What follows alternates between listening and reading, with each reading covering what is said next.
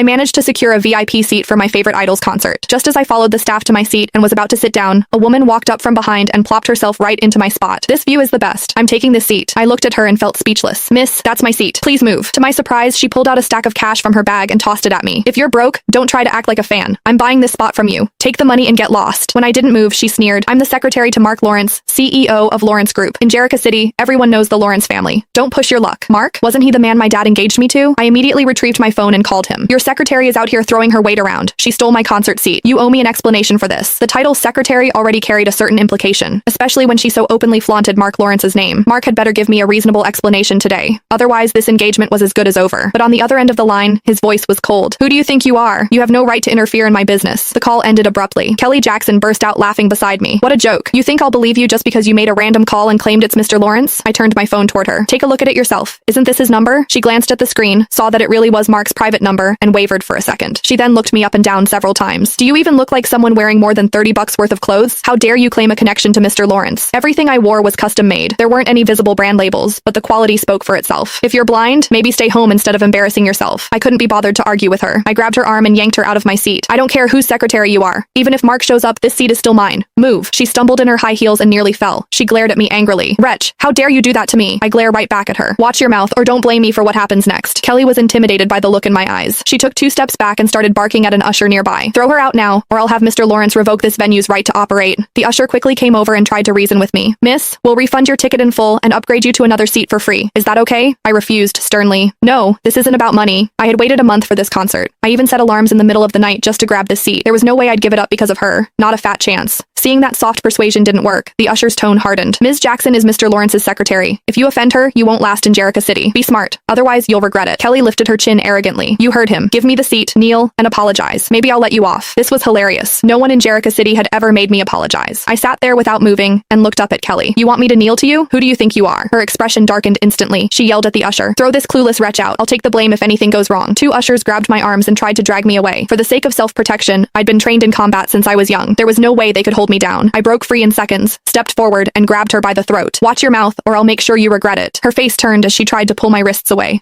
Let go of me. The ushers stared at me in shock. Oh my god, she's got a death wish. How dare she do this to Ms. Jackson? If Mr. Lawrence finds out, she's dead. No one can save her now. I didn't care about what they were saying. The Lawrence family didn't sound intimidating to me at all. I tightened my grip while glaring at Kelly. Who did you call a wretch? Kelly could hardly breathe. In a panic, she said, I'm a wretch. I let go and looked down at her. Wretch, you can get lost now. She collapsed to the ground and gasped for air. Her eyes were full of hatred when she looked at me. I dusted off my hands. What? Do you want more? She subconsciously shrank back and was helped outside by the ushers. I returned to my seat and texted my dad about what happened.